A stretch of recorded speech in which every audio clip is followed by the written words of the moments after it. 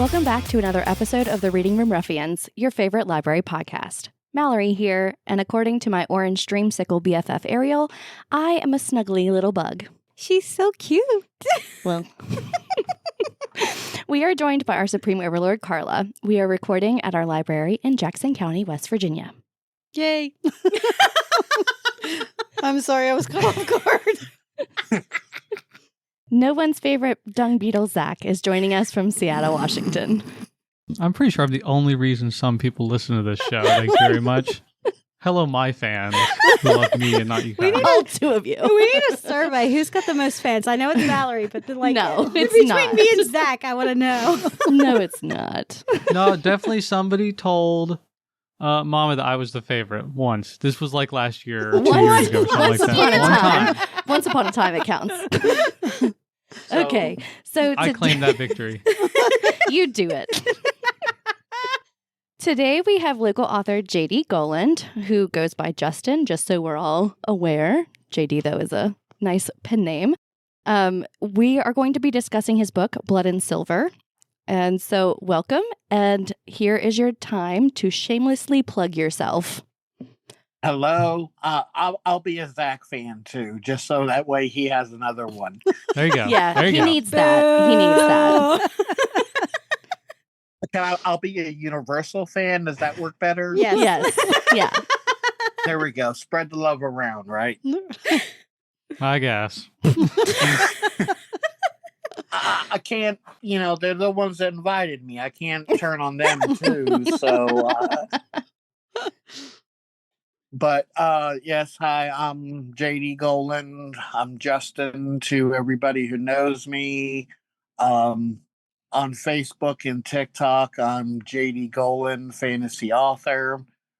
How y'all doing tonight? Pretty good. Yeah. It's Monday.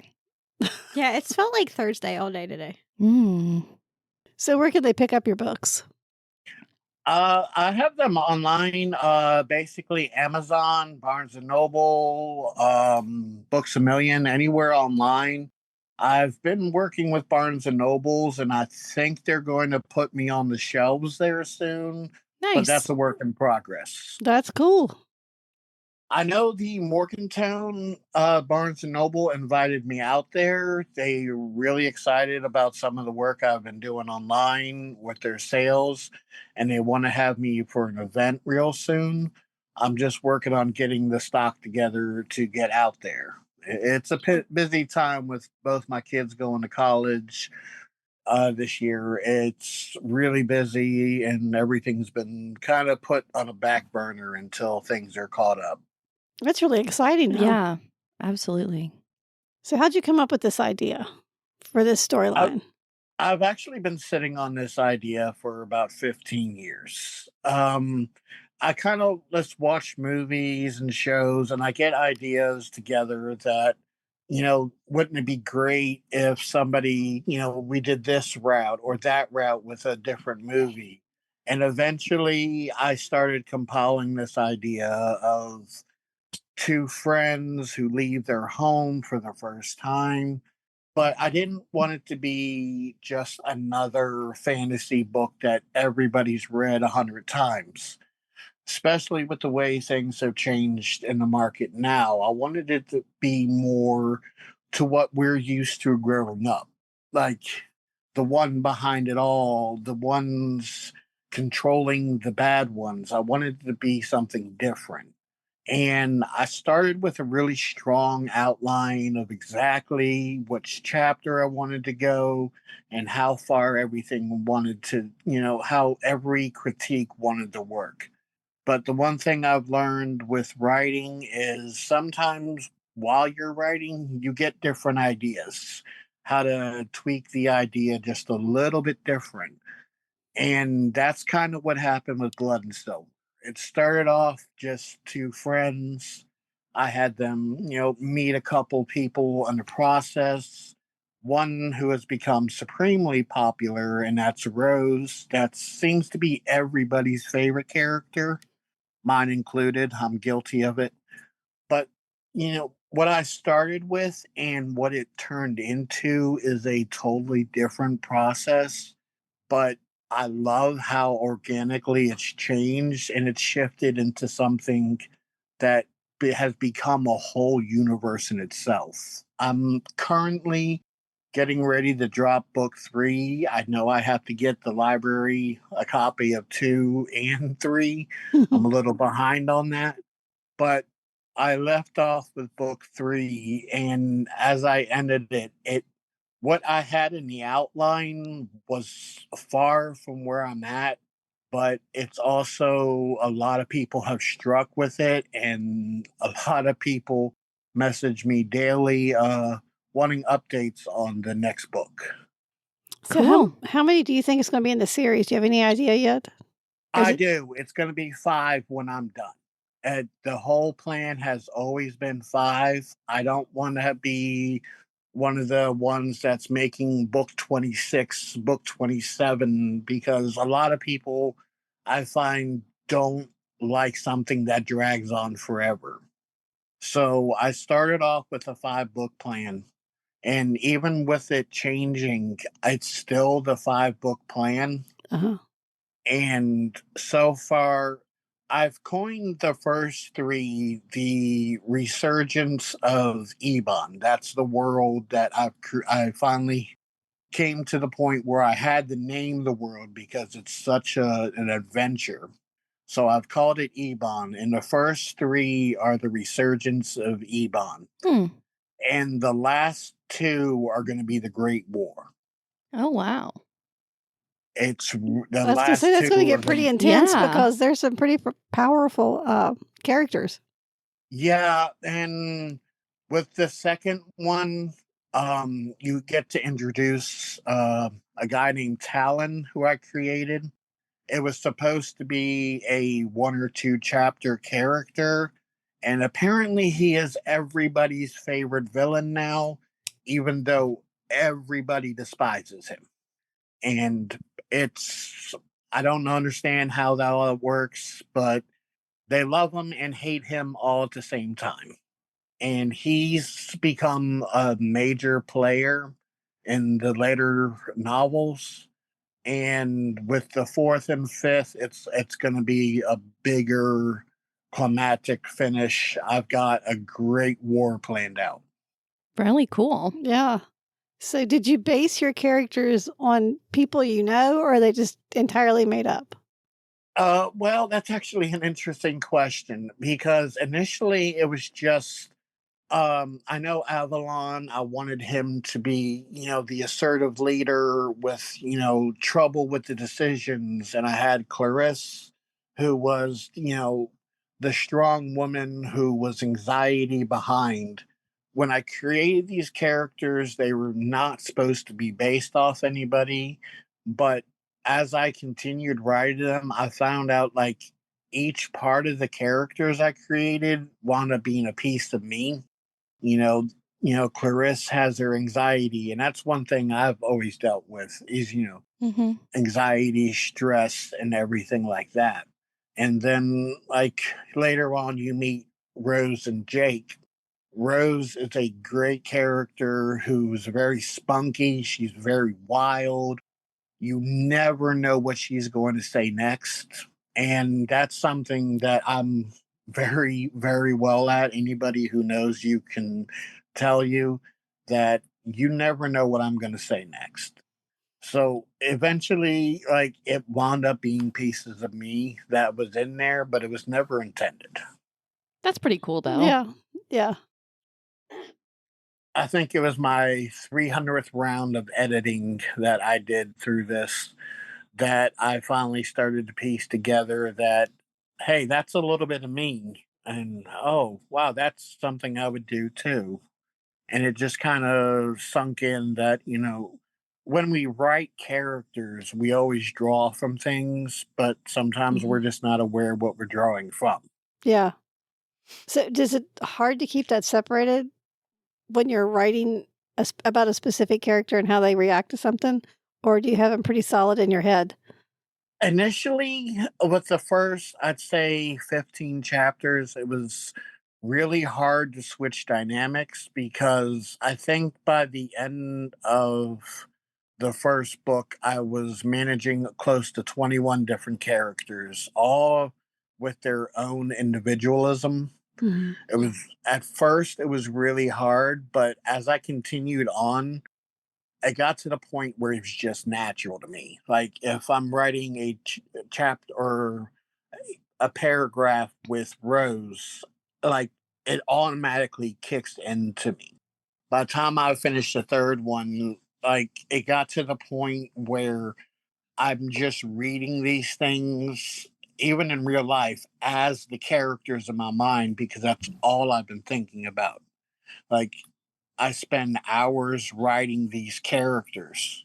So it became a natural thought to me like, okay, this is Rose's, or this is Jake's, or this is Alaric.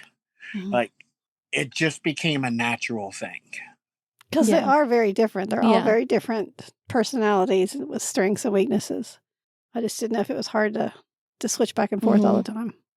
Yeah, that's one thing. I've been getting a lot of reviews on TikToks, and one of the things that they loves about it is how every character. It's not like okay, this one's kind of like this one, or I can see the similarities. They all rave how it's all so specific and so individualized, and the visuals is what another thing that they love. Yeah. Yeah, I can definitely see that. I I'm not an AI person. I'm very much anti AI, but I used an image generator before I started writing, and I spent about a month and a half on this same generator. I would create a very specific crest with four different logos on it, and I would write the most overwhelming the descriptions that everybody hates, where you finally skip like 3 pages. That's what I started with, and then I would take a line here, and I would take a line there, and I would keep minimizing the paragraph until the picture that I have changed to the point where I couldn't recognize it anymore. So I would be able to sit down and say, okay, this is how much detail I need to do when I'm describing the homes of Haven or Avalon or one of the characters or the castles in Kingsford. I knew exactly how much description I needed to create that image for you and others to be able to visualize it without beating people with it. Yeah. Yeah, because you can't. There can't be too many details. There are some authors that really go into detail to the point where you're just tired of reading about the flowers in the field. Oh, it's such a fine line Yeah, because even you'll have to agree if you get like 2 lines about what the character looks like, you can't really envision that character the way that author intended it or true. the way the author sees it. But if you have to read 16 pages about the way his hair falls, you're not going to read that one either. Yeah, this is very true. Very true. Before we go too much further, can we get like the elevator pitch for the listeners if they haven't read the book about what it's about Oh, yeah. and sort of Oh, I didn't even think about Like, yeah, 'cause we I didn't, mean- we didn't, did I we? just realized we haven't even gone through that yet. So Oh, that's It's- fine. Yeah. The elevator pitch is something I've been working on, so it's actually I'm really confident with this one. So what it is you have Avalon and Clarice who faced a traumatic event at the age of 14. What they saw at that age changed them forever, and it set them that their dreams were to join the king's army. As soon as they leave Haven for the first time, they discover the world is a lot darker than they expected, and the deeper they go, the darker it becomes. Once they finally achieve their dreams and are sitting on the king's army, they quickly realize that those dreams were more of nightmares and that everybody they're supposed to trust is not people they should be looking up to. I mean, yeah, that pretty much covers. Yeah. Yeah. That that covers sums it it pretty up. well, I think.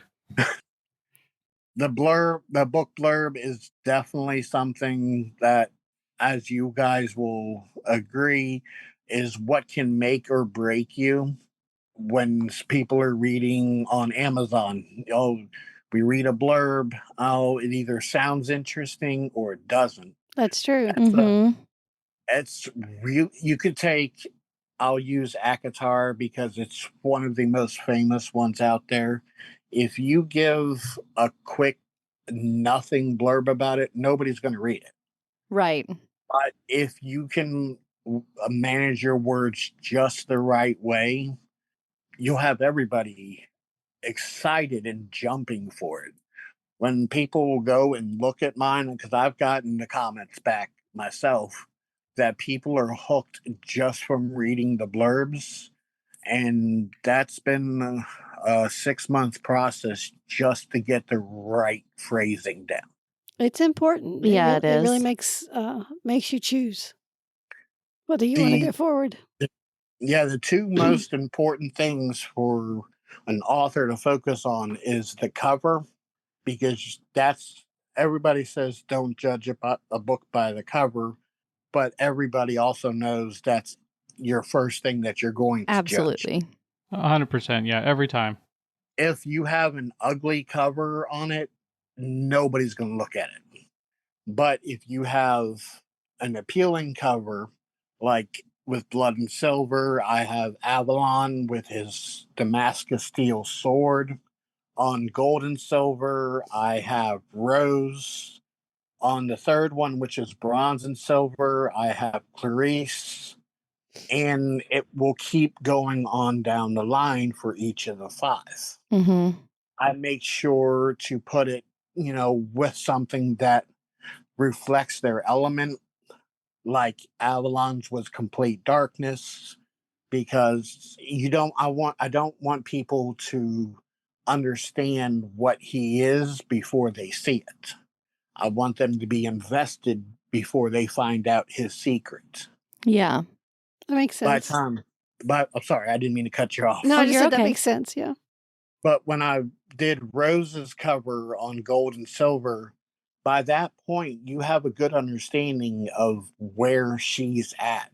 So that allowed me to illustrate the cover a lot more and put more into it, which really catches a lot of people's attention too. Mm-hmm. Can you talk a little bit about the way you came up with the magic in this one? Because it's a little different Yeah. than other magic that we've read. The magic, it ties down a lot to growing up reading comic books. Similar how to the X-Men had their own individual styles. I wanted that same type of feature. I didn't want everybody just to be super overpowered. Like, nobody likes reading a fight when you know that person can't lose because they have all these things. So I wanted to create something that was specific and unique to each character. With Avalon, I wanted his strength to be the leader of the found family, that he reflects everything that tries to come at him. So it wound up turning to his ability would be to repel the magic that was coming at them. With Rose, it was more, she's a fiery character, but she's also smooth like water. So I gave her more of an elemental style. Clarice started off as just being a healer, but with her anxiety and the stress that she goes through between what you guys have read in Blood and Silver and what starts off in Gold and Silver, she becomes more of what D&D fans would call an enchantress. She is one of those overpowered characters. However, her anxiety does cripple her continuously through the story because, as everybody knows, anxiety doesn't go away. Mm-hmm. So no matter how confident she is, I still create situations throughout the entire story where mental health affects all of them. Yeah. It's something I wanted to keep in there, that all of that is not something, oh, just because I'm with these people, I'm all better. I still wanted those issues to be on there. Right. I thought the way you used the gemstones too with their different colors was Yeah. pretty cool. Yeah, that was cool. The stone, Yeah. that's one of the things that organically started as a great idea, but I wound up shifting it a little bit more in gold and silver. And with bronze and silver, it turned a whole different direction. And I love the idea with the gems and the colors, and I will specify the colors do mean things that you will discover along the way. I kind of figured that. Yeah. Especially the bronze, that's also where the title ties in. That bronze is such a more powerful metal in this world. So with something like bronze, it makes them extremely stronger and more capable, which comes quite in hand when you meet some of the more, how should I put, more violent characters like Talon. Talon, to really bring in this character and why he's everybody's favorite. He's basically Joffrey from Game of Thrones on steroids. Oh my He ha- gosh. yeah, That's like, he's sadistic. He's horrible. And unlike Joffrey or even Umbridge from Harry Potter, like uh-huh. two of the worst characters, each of them had their own ambitions. Joffrey needed to be king, Umbridge protecting the Ministry of Magic and all that. Talon just does it for the laugh. Right. He is Lovely. He's a just true there. psychopath. Yeah. Yeah. Yeah, he is truly a psychopath who, there are some dark chapters that took me a few days not only to write it, but to recover from it Yeah. because of his type of actions. But it really does fit his character so well that, it's just something that we go through as authors. Even writing it, I know a lot of people love, this story destroyed me, or this story did this. Yeah, writing it is the same way. Yeah. When we write these chapters, there is times when we just have to step up and just walk away. I don't think I've ever thought of it from the author's perspective like that before. Yeah. With gold and silver, there is a loss. I will warn that right now. I will not say who, of course. It is horrific. It is horrible. And the way that it happens will definitely affect the characters.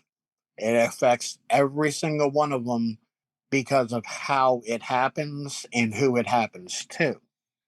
But when I wrote it, I had to take a week off because it was really harsh on me to get it through. There were some parts where I had tears as I was writing it, just because of how emotional that scene was. Now, which one is this?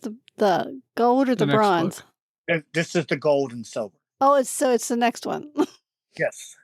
One thing I need to put out for everybody now, while Blood and Silver really gets you set up into the story, I don't want anybody to be certainly attached to characters and think that they won't die, because I'm here to tell you anybody can, and quite a few people will. Oh, lovely. There's a couple of them I like pretty well. So I like just the book specifically, the way it was published. I like the fact that the font is larger and it's like spaced out. Yeah. It makes it much easier to read. That's one thing when we do the formatting, it takes forever. And what happens is, we set it up with the company. They tell us, okay, we're ready now. I tell them to send me a copy. And we wind up, that process itself can take about a month to a month and a half just to make sure that when I'm handing you guys this copy, it's exactly what I'm happy with. That's good. That's Yeah. good. It gives you time to think about it and correct anything that you didn't like the way they did it. Yeah. Exactly. One of the biggest problems I have, and I started this more with gold and silver, is I was a little bit more formative with the chapter titles. And that wound up being, I liked it where it was center page, but where I formatted it and where the book put it, it didn't always mesh up right. So that wound up taking multiple times to get that one right. Yeah. I hear the formatting can be Yeah. an issue. We've had other authors to mention that too. Formatting is one of the worst parts, but there is no pain like editing. Yeah, that was going to be one of my questions. What was the biggest obstacle to overcome? So was it writing, editing, or publishing? And it kind of sounds like formatting. Editing is the worst Yeah. because I sent it off to ARCs after first we edit it, of course, ourselves. We Right. read it, we change it, we go through, we read the entire book 5 or 6 more times looking for punctuation errors or spelling errors. After about 10 reads, then we send it off to the ARCs who give us their fine points, and then we go through and reread again for another 15, 20 times. Yeah. And I think by the time I got done with all 3 of those, I must have read them all about 700 times. You have it memorized by then. I wouldn't be reading it at that point and be like, I know what it's supposed to say. That's what makes it hard. Is definitely one of those things. I'm currently working on a standalone project just because I wanted, to let the 3 of them breathe a little bit more. Mm-hmm. But the standalone project, I'm trying the process of reading or editing per chapter. So I go back as after I've written a chapter and just keep reading that a few times. And I'm hoping by the time I'm all done with that, I just have to reread it once and I'll be good to go. Yeah. That's what The I'm dream. hoping. For you, I hope so too. Do you have any other project book ideas like that in the works, or are you just wanting to get this one finished first? I have a folder with over 250 different ideas I've come up with. Some of them are garbage. I'll delete. The one I'm actually currently working on has TikTok set ablaze. Everybody is going nuts and waiting for it because the title's called Dreamweavers. Yeah. And what it is behind the entire world, there is one person born a century who watches over all the dreams. And this 35-year-old loser woman who got fired from her job, her apartment's in shambles, she winds up stumbling into this age-old war about the Dreamweavers to find out that some of the people in the world want to control that Dreamweaver so they can indeed control the world. And she winds up stumbling into the battle and finding out she was the Dreamweaver, and it is such a deep story. I'm writing this one a little bit different than what I did Blood and Silver. This one's coming in the first person, but I'm also writing it with the chapters with thoughts from the character Rain. There's one where she's going out on this date, and the chapter title is called "Dinner and the Good Stuff." That's a And fantastic Yeah. title. Yeah, I love that. That's great. when it's an urban fantasy, and this is where, like I said, I mix things again. It's an urban fantasy with a bit of an epic fantasy, because part of this story is going to take place in the realm itself, Right. where there's a whole different set of rules and everything is different in that realm. But on the other side, they're in the middle of a city talking down cabbies and stuff like that, having dinners in restaurants like an urban fantasy would. But like I said, my own little touch, I'm kind of throwing it all together and adding a little bit of a TV magic, I guess I'll say, because everybody loves the great chase scenes like you see in movies where they're, jumping over the car and, hiding from these people. Yeah. Well, I decided to put that into a book and run a chapter just with that kind of TV magic. And like I said, I love thinking outside of the box and bringing it in a whole different direction. Yeah, Well, that's kind of cool. it is. Yeah. So, how far have you got along on this one? Is it like I'm close about to being done? 70. I'm about 75 pages in, and I'm thinking it's going to be about 320 when I'm done. Oh, see, you're just getting started on this one. Yeah. Yeah. Yeah, I just started introducing the idea of what is going on. Now, the first few chapters had, a little bit of this and a little bit of that, but to the main character, it really didn't make any sense. And she's, as she puts it, just going down the rabbit hole. Yeah. Surprise! Yeah. Like, Yeah. you're the down. main Yeah. character. Like, But one of my favorite things to do, and something I have prided myself on, is my deception. So everything that you see, even at this point, with whatever novel, don't trust what you see with me, because there's a good chance it's not what you think. so there's That's good to know. things going on behind the lines, so to speak. Exactly. And with it being first person compared to third omni, which is how I wrote the Silver series, you don't get to see, okay, this character's plotting how to do this, or this character has this in mind. You don't get that same in-depth idea that everything is going around. All you see is a furrowed, eyebrows scrunching, or you see him stepping to the side, like looking down. Doesn't mean anything, or it could mean everything. Right. It's one thing. That's intriguing. Yeah.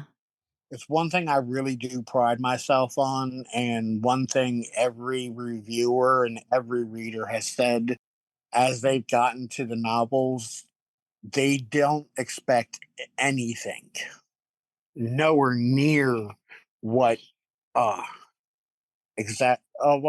actually, the best example from Blood and Silver is how Meredith was involved during the King's Test, which that's an early spoiler, which I don't have a problem giving out because of how prominent that character is. But I don't think anybody saw that one coming from Susie Q, homemaker at home, who was having fun not wanting to talk about it. Yeah. Yeah, some of their powers surprised me. Mhm. That's what I Yeah. love. Yeah. Everybody turns a page and you're like, wait, what just happened? Huh. Now you have to turn the next page. That's the whole point of writing, isn't it? Yeah. Keep them turning those pages. Yep. I got a lot more confident with my further novels. Like with Blood and Silver, there was a lot of anxiety. I don't think it translated well because everybody loves it. But with the second one, a lot of people couldn't tell that I was more present with that one, more confident, and more willing to push boundaries, which I do quite a bit. Yeah. I actually had to research the trigger words because Talon mostly. I blame him completely, but there's a lot of things that, like I said, the boundaries get pushed, so I had to Yeah. put trigger words in there. Apparently, a lot of people call them appetizers. They want a little bit of this menu, a little bit of that menu. Oh, this has that. Give me 5 of those. Book talk is weird like that. My wife does the same thing. She likes books with trigger words. Like the whole trigger warning, Haunting Adeline is one of her favorites in the current market. And that's one of those where it just kind of goes depending on your taste. If you have a sign that says, hey, this will affect your mental health, my wife signs up. Yeah. I'm the opposite. It's like, okay.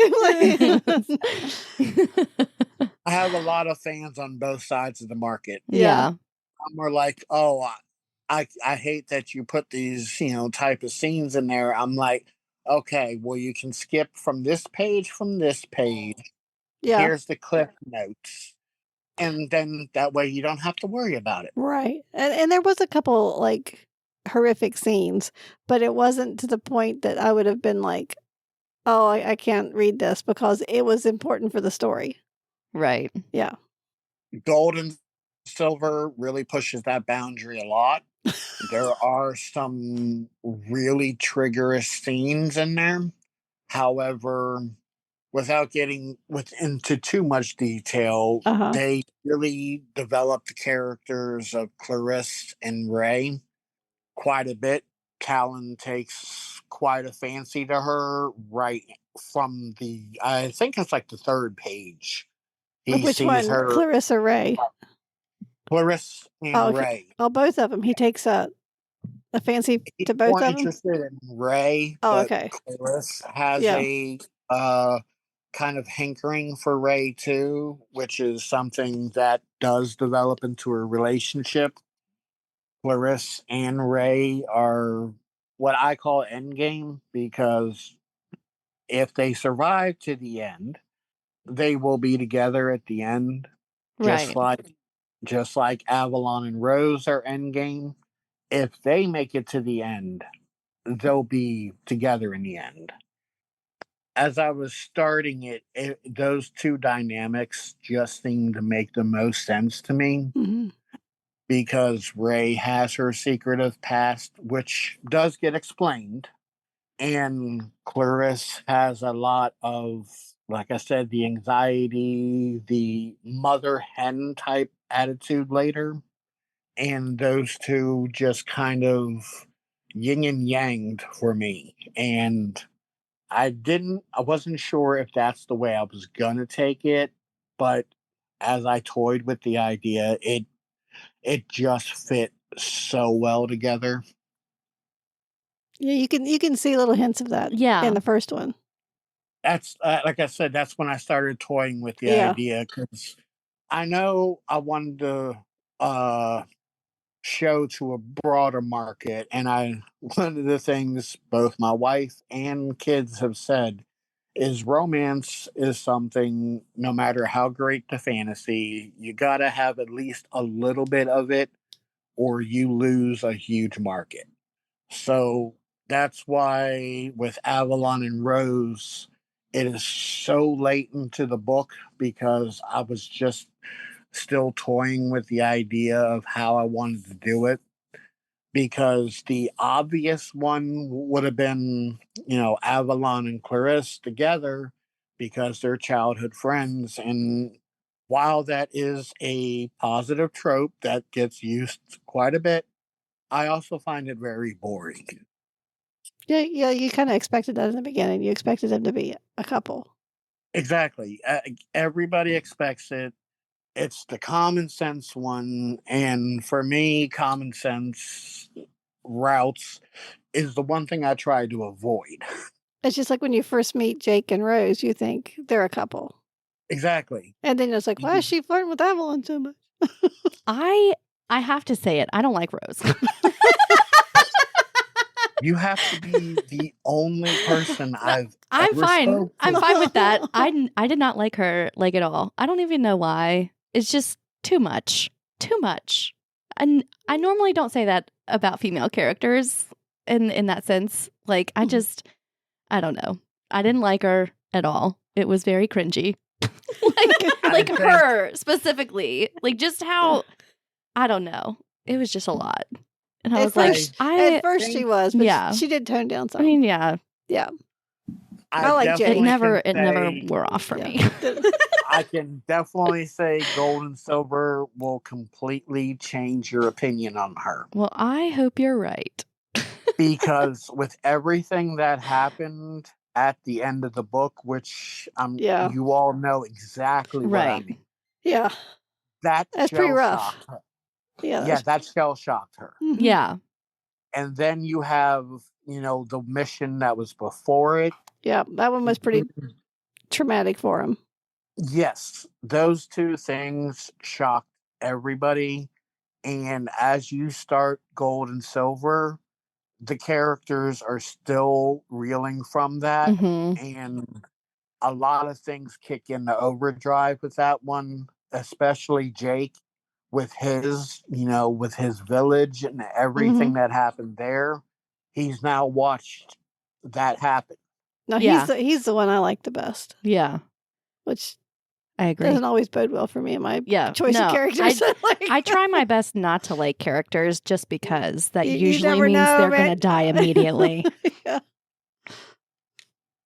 I'm gonna plead the fifth on all Yeah. this. Yeah, I know Yeah. you can't say, but Yeah. it's like Yeah. Yeah. we did. I'm gonna plead the fifth, and considering I know how things turn out, Yeah. I'm definitely Just stay silent so we don't. I So we can don't know. introduce something that you will see coming. In the second one, you get introduced to the idea of a soul stone. It is actually pure magic that is created by the actions of trying to sacrifice yourself for others. Yeah. Oh no, that Jake- doesn't bode well. I knew it. No, nobody dies Okay, that's good. That's at that good. part. Yeah. Oh Jake my. actually gets to enhance his abilities a little bit more. And the only reason I'm going into this is because of what he did with it. And that appeals to everybody. And I look forward to that one then. Yeah.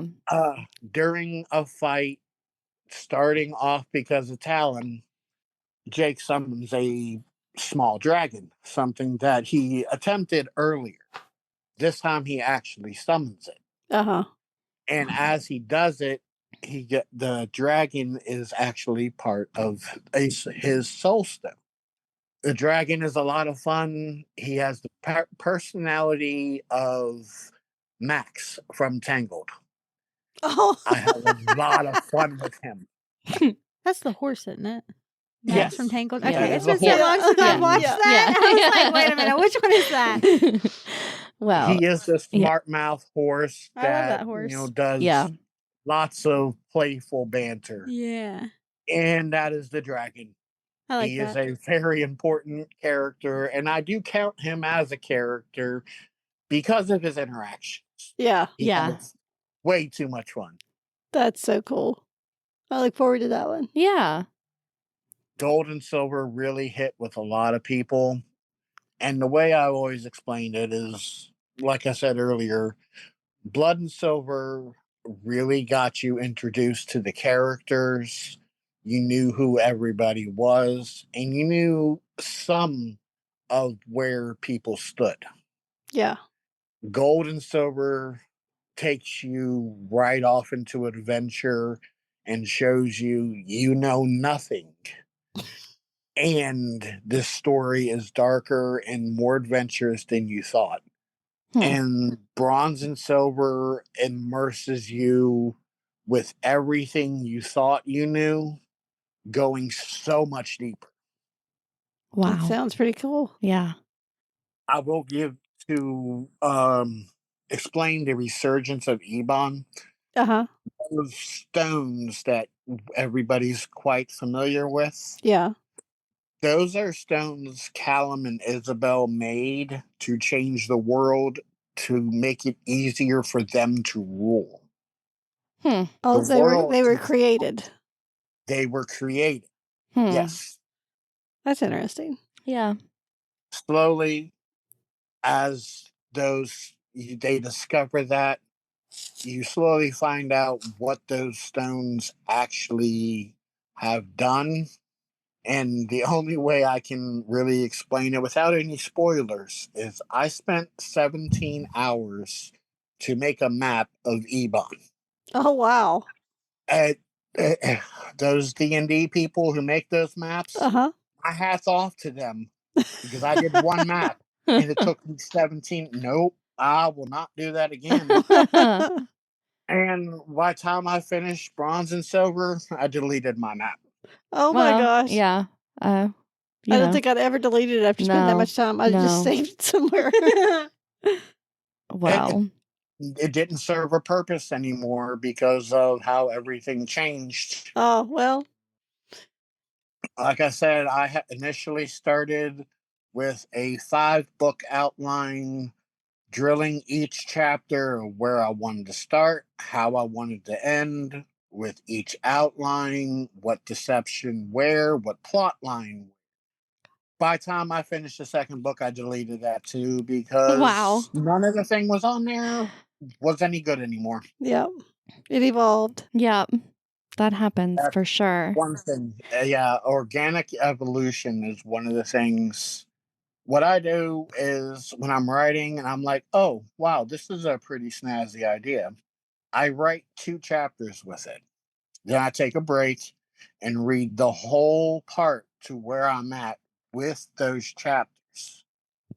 If I like how it sounds, I run with it. If I hate it, I delete it. It's never seen again. There you go. Well, I mean, That's a good idea, though. Yeah, Yeah. that's a good way to go. So I think we're going to go ahead and wrap up. This has been a fantastic discussion. Yes. This has been really I've had fun. so much fun. We're very glad. I know that you said you were nervous whenever we first got on here. So You did well. Yes, you did. Well, I appreciate that. It's one of those things where I'm here promoting something about myself and repeating what all of these people have said currently on Amazon, Goodreads, Thrift Books. It's a 5-star across the board. That's great. I'm yeah. very happy for Every you. review is 5-star. Amazing. And everybody ends with must read. And I'm like, wow, that's a lot to take because now I've got to tell people that. And that sounds so not humble at all. You should be proud though. Yeah, Those are cool things. you're writing books. That's amazing. And it's not something I plan on stopping anytime soon. I watch a movie like Brightburn, which James Gunn changed the Superman idea. I'm Right. sitting here looking at that, and I'm like, I wonder if we did it this way. So now I jot my idea down and I throw it in a folder. It's a good way to go. Yeah, it's the only way to keep them. Otherwise, Yeah. they go away. Yep. You forget. It's fun to think outside the box, but it's even more fun to take that idea and run with it Yeah. and just see how far you can go. Absolutely. All right. Well, our next episode, we are going to do our first overview of Mickey 7. And then we will do our deep dive into it. That's our book club pick. And I don't know what we have after that. So probably another book chat or something. We'll figure it out. We hope you enjoyed today's episode. It's time for us to sign off. But before we go, only the best libraries have librarians who don't shush you.